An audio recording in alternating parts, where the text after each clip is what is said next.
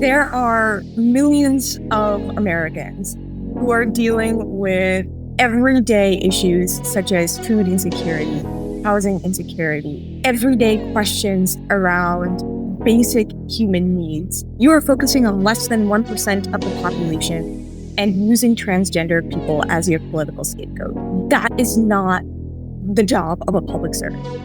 The job of a public servant is to actually serve the people, and you are failing on every single account. Hello and welcome to Power Beyond Pride, a weekly queer change-making podcast bringing you voices and ideas from across our fierce and fabulous spectrum to transform our world. I am Shawn, he, him, his. I'm a nonprofit leader and podcast host.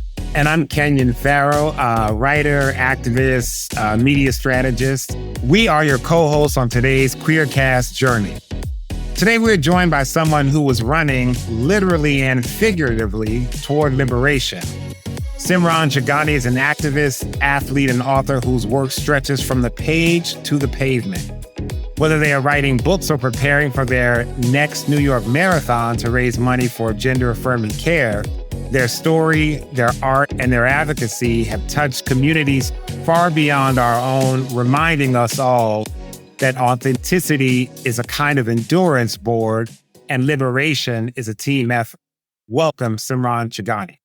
Thank you so much for that kind introduction and for having me. I'm so excited for today's discussion and to talk through the crazy journey that has been the last couple of months and what I plan to do going forward, too. Nice. Yes. Thank you so much for joining us in Power Beyond Pride, Simran. We're so happy to have you. And so you've worn so many hats: activist, athlete, storyteller. Which part of your identity showed up first, and which part of your identity is the loudest? I love my many hats and my hat collection, and I don't think that I would be who I am without each and every one of them. That question is a little tricky for me to answer because I think some showed up earlier than others, but I named some in different orders.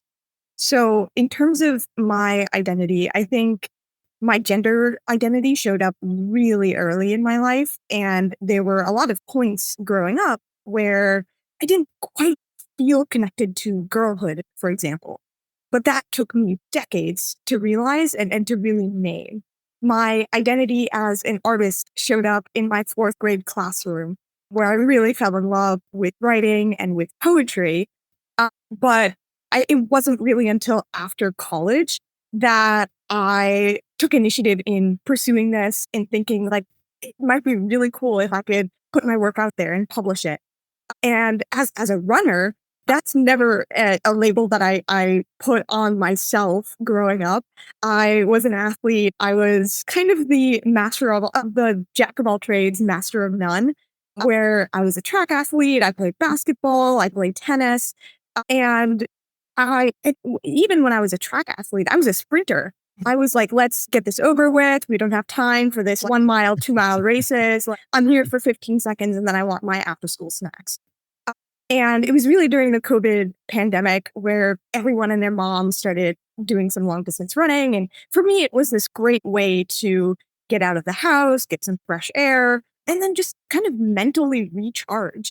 And during that time, too, I was coming to terms with different facets of my identity, of my sexuality, of my gender identity. And I think there is just so much freedom in being able to move my body and to do so with the agency that comes with running.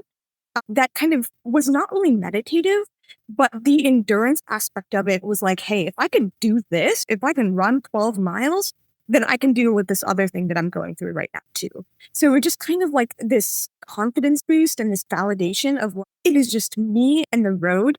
And if in that battle I can win, I can also kind of think through strategically what is going on in these other areas of my life.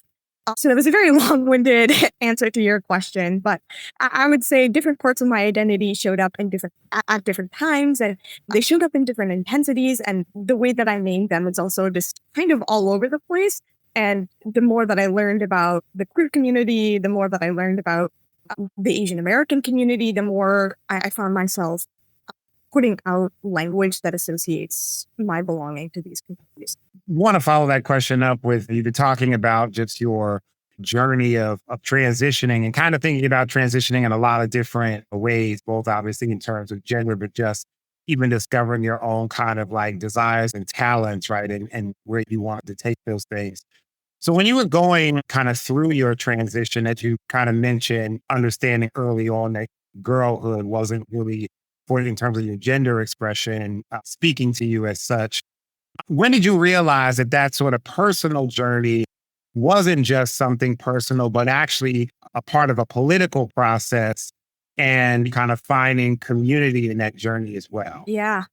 So the first thing that I'll say too is I don't think about my quote unquote transition in the past tense. I think there's so much beauty in the transitioning and the process of becoming. One of the conversations that I had as I was raising money for Point of Pride this year was talking with I think a middle school, high school student at Pride, and they were saying, I have this very close friend who's transitioning, and I just wish more people knew how beautiful bodies in transition are. And I just want Mm. to amplify that too. And when she said that to me, I started to kind of see myself as more beautiful too. And I think I will continuously for the rest of my life till the day I die be in this process of transitioning and becoming more and more myself. And I think through the last couple of months, especially, it's been this really gorgeous journey of just seeing myself as beautiful, even if I'm not in my final form. So, as it relates to my own identity, this thing that helped me come to terms with both my gender identity, my sexuality, and also feeling pride in my racial and ethnic identities were to go through this exercise of, hey, if I am alone in an island, how would I identify? Or what would give me the most freedom? And that to me, that whole exercise kind of removes this outside perception of what is everyone else saying? How is everyone else defining labels like transgender and non-binary? And so it really then, like all of my identities are defined and lived out as what I could see within myself. And I think the process of defining that and refining that definition is also a crucial part of my transition. And so to answer the first part of your question, I try to not associate my identity with politics because I think there's so much vehement rhetoric around transgender folks, around queer folks in general. And the more I get to define who I am on my own terms, the more pride, the more resilience, the more agency I feel I have to live out my values. And so Mm. I can see my work as living out my values rather than trying to live out some version of imperfect politics.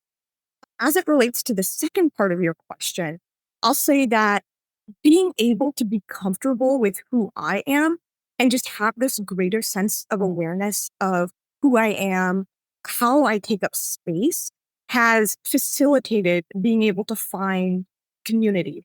I think the more you see yourself as a beautiful, transitioning, becoming figure, the more you can see that in others. And the more I think you can let yourself, at least for me, the more I've been able to let myself freely connect with others beyond small talk. I think it's so much easier now to kind of cut through the BS and like really get to what matters and how people are really doing in their hearts. And I think being able to just have that greater sense of self has really facilitated that type of community building for me. So I attribute that whole journey of finding the beauty within myself and getting to define who I am on my own terms, all of that has just helped with the community building. I think that it was really a beautiful thing that you said earlier about how beautiful trans bodies are within their transition as they're transitioning. That's so beautiful to me. And just to know that you are a runner and I'm interviewing a runner is exciting for me because I used Oh to be my, a runner. Not anymore much because of cause injuries and things like that. But as a trans mass identified person, I don't think that I carried my trans identity and runner in the same thing. I tried to keep them separate, right? And so running for me was a healing spot of like being able to run and kind of figure myself out within running, right? But I didn't mesh the two together. And so that brings me to my next question of there's power in using your body and endurance sports as a form of activism. And so, how has running helped you connect or reclaim your body as a trans person? And also, how do you feel your athletic journey and your gender journey mirror each other in a way? so to answer your first question, I think when I run, I feel the most free in my body. I feel disconnected from all of those thoughts around what are other people thinking about me? Are people viewing me differently? All of those kind of toxic ways of thinking are just, they've been harmful for me. When I run, I feel like I can kind of put those to the wayside and put them in a box, and it is just me, and I can focus on the good. And I think that's what running has done. The physicality aside, I think just the mental aspect of it has really helped me filter out what has been harmful and really focus on all of the good that is going on and kind of defining the narrative for myself. And like I was explaining earlier, too, the thing that I really love about endurance running and marathons specifically is that after mile 20, it is just you and the pavement. You are so physically vulnerable and hurting so bad at that point, and there is nothing for you to hide behind. And so it is just you and the truth. And running has made me so much more comfortable with the truth.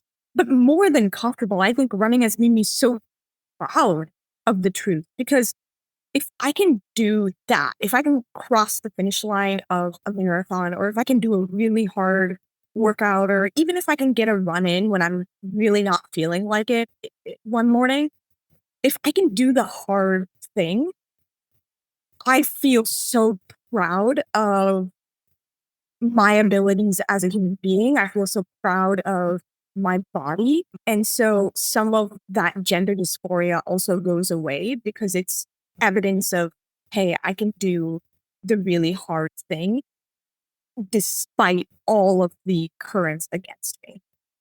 So I'll say Mhm. that in terms of my personal journey, I will also say that I moved to Orlando 3 years ago after having been raised in Minneapolis. And I was at first very scared to move down to Orlando because my little bubble in Minneapolis created and perpetuated a lot of stereotypes about people in the South and how the very loud minority treats transgender folks specifically. And so I moved to Florida with a very incorrect assumption that there are no trans people here, and that further, there are no supports for trans people here. And what I found was very wrong. And what I found was that, well, I should say, what I found was that I was wrong. And what I found here is that the transgender community is so vast and so diverse. And so when I think about running and community, I when I moved down here, and when I was seeking community, I sought community with trans folks. And when we were thinking about what are fun things to do, we would go for runs. And so I found a community of 3 or 4 folks. And at the time, those folks were also just starting HRT. So it was especially emphasized to them that physical activity is going to be really important over the next coming months. And so we we kind of built on that foundation and we went for runs. And that became one of my first communities here in Florida. And so in my mind, for that reason, running and gender identity and community all intersect. for me. It's time to take a very short break, but please stay tuned to this episode of Power Beyond Pride, where we are in conversation with Simran Chugani. Are you looking for a way to make your philanthropy more meaningful and more aligned with social justice? Meet New Moon Network. New Moon helps individuals, institutions, and foundations move their dollars where they matter most, into grassroots movements advancing the rights and self-determination of people in the sex trade. If you're a funder ready to move in solidarity with sex workers and survivors, this is your invitation to come learn about our movement and help fund meaningful advancement for sex workers' rights.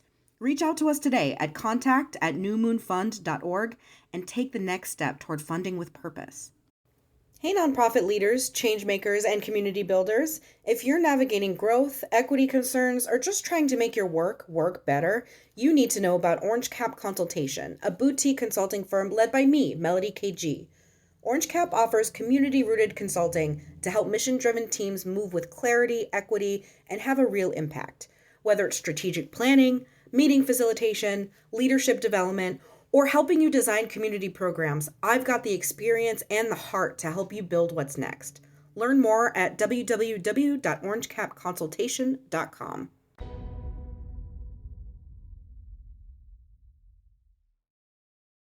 Welcome back. This is Power Beyond Pride, a queer change-making podcast. I am Shawn Aaron, he, him, his, here with my co-host Kenyon, and we are enjoying our conversation with Simran Chugani. We all know that the current president and the administration is trying to keep men out of women's sports. That's what they're saying. And so as an athlete who happens to be a beautiful trans person, what would you like to say to the administration about the comment and why it is complete ludicrous to think that a person who has transitioned to another gender would be competing as the opposite gender? Number one, there are millions of Americans who are dealing with everyday issues such as food insecurity, housing insecurity, uncertainty around their jobs, everyday questions around basic human needs. And you are focusing on 1% of the population. Less than 1% of the population, if you're thinking about NCAA athletes, if you think about professional athletes, you are focusing on less than 1% of the population and using transgender people as your political scapegoat. That is not the job of a public servant. The job of a public servant is to actually serve the people, and you are failing on every single account. Second, this is ludicrous because no one goes through the physical pain of transition, because it is a very tough process. No one goes through the physical pain of transition to harm other people. We are doing it to live out our truths so that we can exude the most beautiful parts of ourselves in an effort to make the world a little bit kinder. And if you are weaponizing our attempts at kindness, that is one of the most malicious things that you can do, not only to individuals and a community of people, but to every single person you serve, because it is inhibiting the world from being a better place. So, ludicrous on multiple accounts. Thank you for that. Such an eloquent response to that very annoying political situation that we find ourselves in. But I want to switch topics for a second and really talk about your writing. I think some of which this eloquence in that response is reflective of, just in terms of your style of voice. So I want to ask you, your writing, having read a couple pieces online and things, is very bold, you're poetic, and it's deeply intimate. How has writing helped you process the world around you as well as process the world inside you? I was talking with Shawn during the break about how running has made me more honest. And I think art does the same thing. And I think the other thing that we were talking about is how sometimes language can be limiting. But the thing that I really love about poetry is that you have the ability to break the rules of the English language. And in doing so, it makes language itself so much more expansive. And that gives me the tools to define who I am, to explore my different identities, and explore how I want to make a positive impact on this world, given everything that I am. I think also poetry is one of my truest forms of expression. And when I work through difficult things in my life, or when I am coming out to myself, or when I am trying to think about how I want to wield power for good, all of those things, when I process that in my poetry, the poetic mode and the poetic medium pushes me to be more honest with myself. And if I am lucky enough to have an audience for my work, I feel the least I can do as an artist is to be authentic and honest for my listeners, for my readers, and for anyone who stumbles across my work. So your book entitled Florida is a collection of poetry which has been described as a love letter to the queer and trans communities exploring themes of love, resistance and healing in the face of social hostility. What part of yourself did you have to confront or discover while writing such a That's a collection? phenomenal question. The title of the book is Florida, I Love You Violent, and it's a love letter to the state of Florida. And I think one of the things that the book really pushed me to do, I mean, at the time of writing the book, I had come to terms with my gender identity, my sexuality. I found a lot of pride in it already. But I think one of the reasons why I really wanted to write that book is because I really wanted to celebrate all of my identities. I think and I say the word celebrate because it's not only a personal joy, but it's like a sharing of joy. And that's not something that I was very familiar with before. And the process of writing the book really pushed me to do that. I got the idea to write the book at 2023 Orlando Pride. And it was my first Pride that I've gone to since moving to Florida. And I was still kind of in that boat of, I'm really not sure if there are safe communities here. I don't really know what to feel about this place. I just moved like 5 months prior. And I went to the drag show that they have annually. And at at the climax of that drag show, it was this really amazing, incredible drag group performance. And this performance always happens at the amphitheater at Lake Eola. So it's a big theater, and then behind the stage is this like visual presentation. Like you can kind of like project things on the back, so it's like a screen to project. And on like at the climax of that song, there was a picture of Ron DeSantis in heels, and the crowd just went crazy at that moment, and all of that entire vibe made me feel so comforted. And I was like, if if we can protest and if we can celebrate, and if those two things can coexist in this drag performance, where in the background, Ron DeSantis is wearing heels, how bizarre and how weird and how cool and how freakish and how wonderful is all of that it can coexist. And that coexisting of things made me feel so at home and and at peace, where I could say, "Hey, there's all of this bad, and there's all of this good too." There's this really good quote by Dan Savage that I think about a lot, and I'm gonna misremember the quote, but it's something along the lines of, "At the height of the AIDS crisis, we buried our friends in the morning, protested in the afternoon, and danced at night." And that experience of being at Orlando Pride 2023 was that whole package. Everything that Dan Savage was saying in one moment. And that felt so energizing to me. So I really wanted to package it and then use all of my poetry to really celebrate all of the good here. And so that collective celebration, to answer your question, is it's something that was new territory for me. So one of the things that strikes me about you, Simran, in this conversation is like, you just exude so much positivity. And I don't know if it's my first five planets in Scorpio, Capricorn rising. I'm a little bit,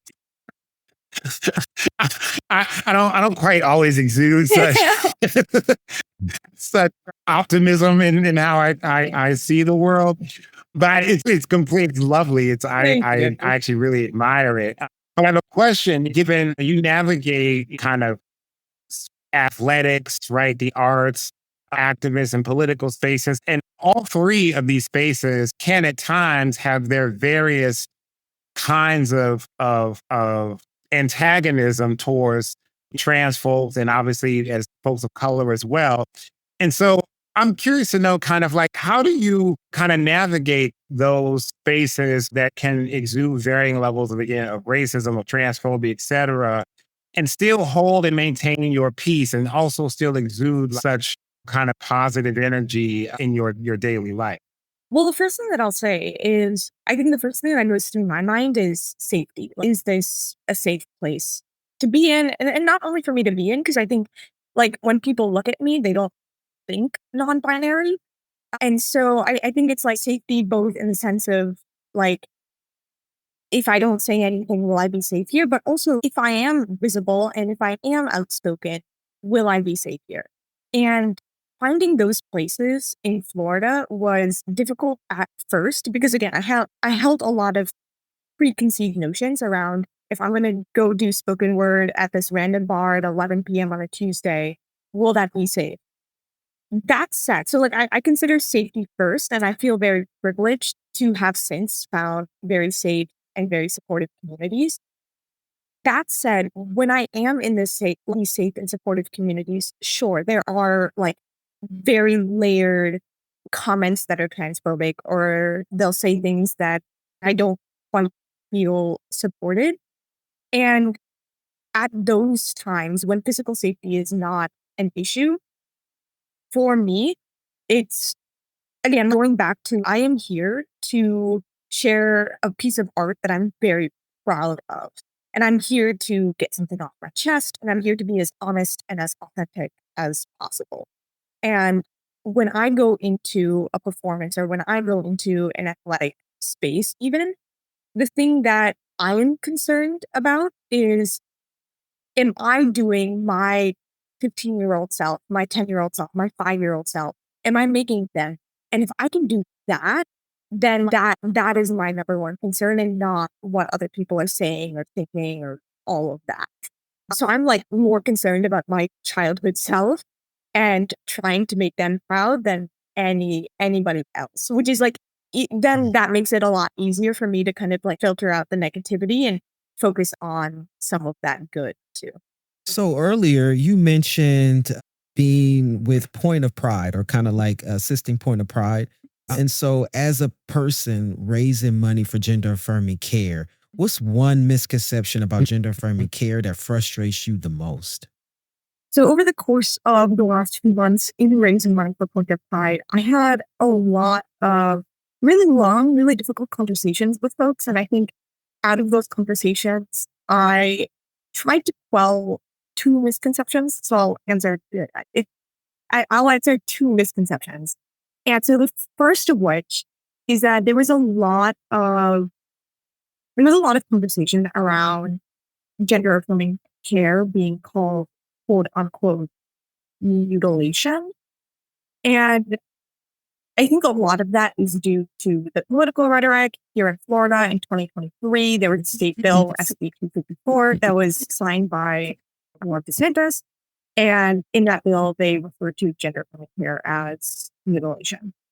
The second big misconception that I had a lot of discussions about was that gender affirming care only applies to trans folks.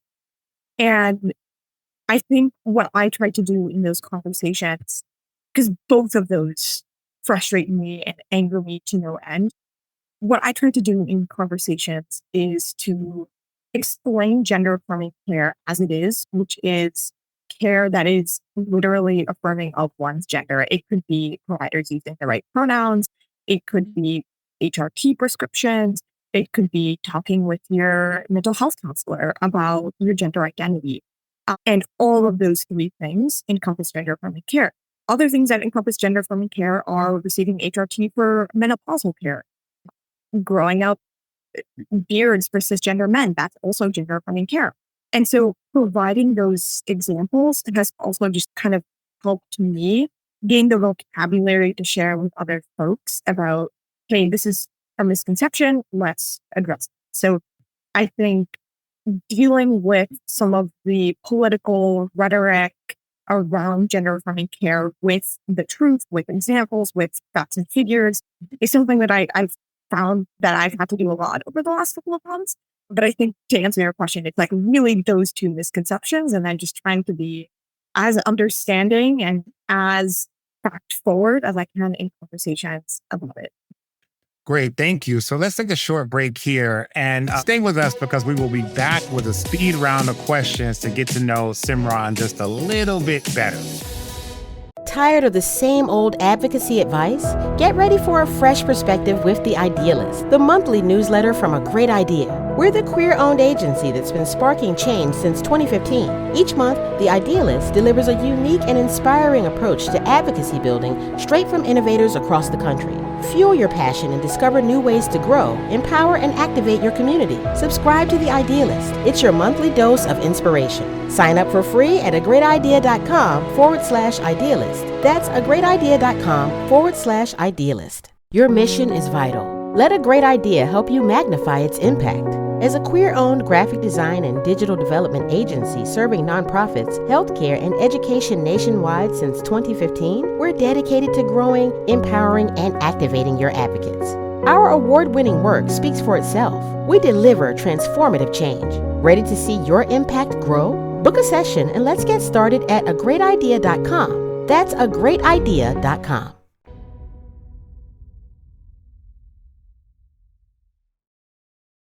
Welcome to Power Beyond Pride. I'm Kenyon, and I'm here with my co-host Shawn, and we're having a very interesting conversation with Simran Chugani. All right, Simran. So just one question before we get into our lightning round. So Sure. Question is, what are you dreaming into existence next, whether as an artist, an athlete, or an activist? I am dreaming about collective aid and community-based care.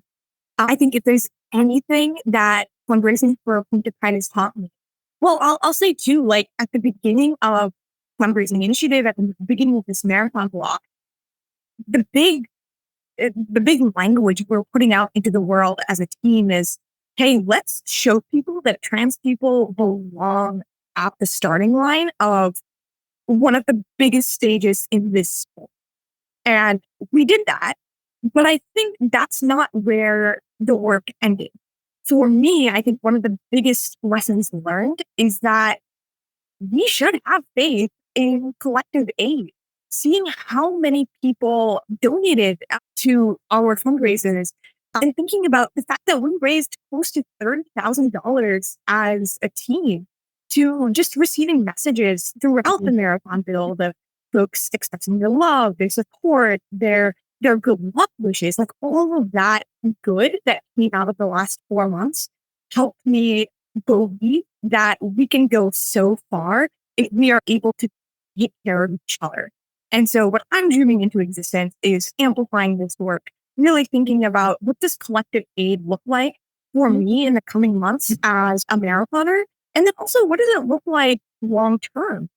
I really want to make a dent in improving access to gender affirming care, to healthcare in general for the gender diverse, as well as the immigrant communities here in Florida. And to me, that community based care looks like creating clinics in rural areas of Florida so that everyone has access to care. It means creating and mobilizing community based mobile clinics that can go out to neighborhoods. It means informing people about vaccines and making sure that there's transportation to and from primary care appointments, specialty care appointments, that type of thing. It also means making sure that there are translation services so that everyone knows what their prescription regimens should look like. So it's doing all of these things, but it's doing it in a way that, one, is community driven so that we're being responsive to the needs of the community, but it's also doing it in a way that is community based. So it's not that all of the responsibility or the accountability for doing this work is on one person. I really want to avoid some of that burnout that the healthcare system is facing today, and really think, like, how can we work together to sustain some of these really good public health activities and make Florida and the communities of Florida and just really improve their well-being. So that's what I'm dreaming into existence, this community-centric, community-based. Wow, that's beautiful. I feel like it's here now. Just the way you speak so eloquently about it. It's here. I Thank love you. Thank that. you. Yeah. Okay, so time for our speed question round where we get to know you just a little bit better. This is where we ask you some questions and you don't get any time to think about it. You just need to give us the first answer that comes to your mind. Are you ready to do this? Yeah, I feel like I've been doing it already. All right. All right. So first question, what's the song that gets you into marathon mode? Seize the Power by Naka. All right. It was on AOC's hype playlist, and I have been listening to it ever since she shared it in 2023. Nice. Nice. So are you a morning runner or a midnight runner? Morning, 100%. I'm out at 5:30 and I love it. What's the one book you wish you could read again for the first time? Tuesdays with Morries. It's such an innocent book, and I think there's so much humanity captured within it that I hope we can all just get a little glimpse of and remember on a day-to-day basis. If your life was a genre, what would it be? Drama, comedy, poetry, thriller? It's a comedy. I feel like, well, honestly, I feel like my life is a little bit like a puppet show. Sometimes I'm controlling it, sometimes I'm not. But either way, I'm putting on a good show and I have a smile on my face, or at least I try to. And it's like I kind of like a circus of things that are going on. So a little bit of everything. Love that. What's one small practice that always makes you feel grounded? Running. Nice Not to a be not a small expected. practice to me. I don't take running for granted. I was dealing with an injury at the beginning of the block, and I think mentally that was a little hard to go through. But a little big thing, I think, is just my morning rock ritual. What is the favorite place that your feet have ever taken you? Ooh, I love this question. The woods outside of my house. And it's one of those things that is so simple, yet it fills my heart with so much joy. And every time I run past, I think, wow, I am meant to be doing this. And this is also one of the reasons I love morning running is getting to wake up and see the sunrise near the woods and just admire the beauty of it. It makes me feel so appreciative of the sun's ability to rise. It makes me so appreciative that there's so much beautiful nature that is around me and that we need to conserve. And it just makes me really happy. And so it sets the whole day on a really positive note. What's the one food you must eat after a long run? Okay. This is I love this question and I love this food very much. So I'll give you my detailed response and I'll try not to get into a recipe, but we'll see. Okay. It's chocolate peanut butter banana protein pancakes. Oatmeal is involved. Chocolate protein powder is involved. Bananas are involved. Honestly, the main ingredient is peanut butter. But I love all of that after. Oh my goodness. I love that too. I've had that. That is amazing. Yeah. Ah, It's such a runner answer. Like all those oh my things goodness. sound. Yes. The Yes. protein. I love oatmeal so much. I have an oatmeal tattoo and I'm very proud of Oatmeal tattoo. Beautiful. If you could rewrite the narrative around trans lives and the media, what's the first sentence? What a gift it is to be trans.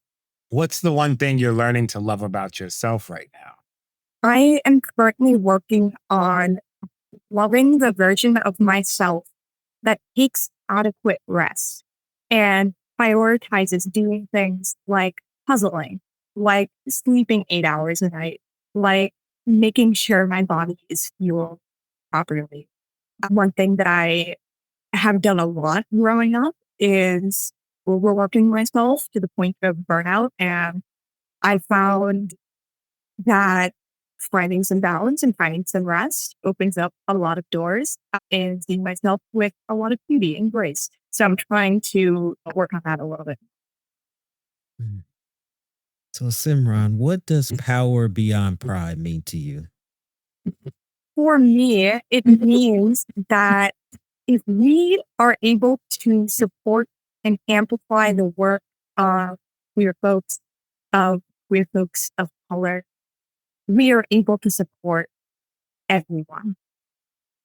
I will talk about healthcare because that's where my experience lies. But when I think about gender affirming care, for example, if we're able to improve access to gender affirming care, if we're able to improve the quality and the options around gender affirming care, then I think we improve the healthcare system for everyone.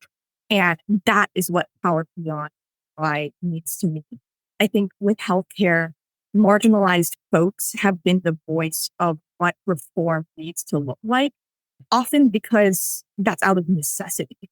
Not only do we have to advocate for our own care, but we have to advocate for the equitable infrastructure that shapes it. And that to me is power beyond pride of as a queer community, we often have to be leaders and take the initiative to make the changes that need to be made, that should have been made in the first place. And if we can do that as a community, there is nothing stopping us regarding achieving any of our goals. So that is power beyond. Beautiful, beautiful answer. And so, where can folks find out more about you and your work? You can find me on Instagram at Simran.Chugani. You can also find my book on Bottle Cap Press. It's called Florida, I Love You Violent.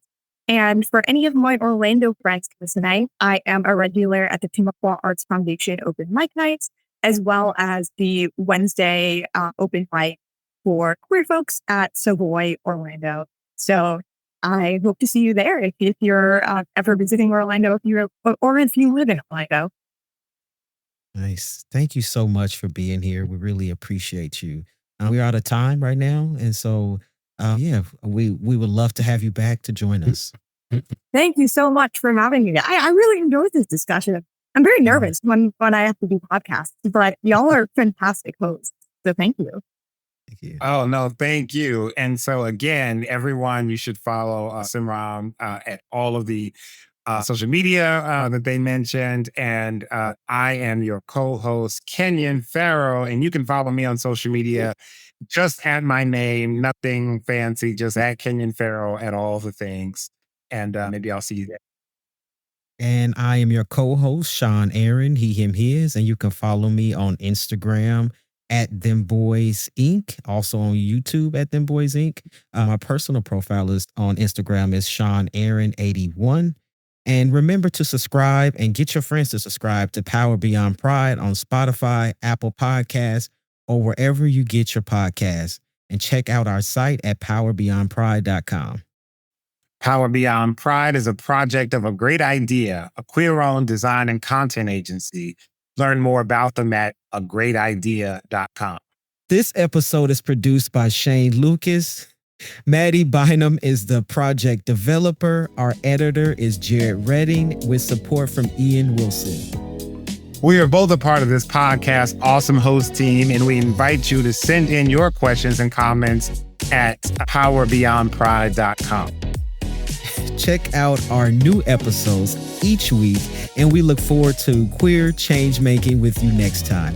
Thank you from all of us here at Power Beyond Pride. Community organizers, are you ready to unlock new levels of impact? A Great Idea is offering a fantastic collection of free downloadable tools, helpful white papers, and so much more.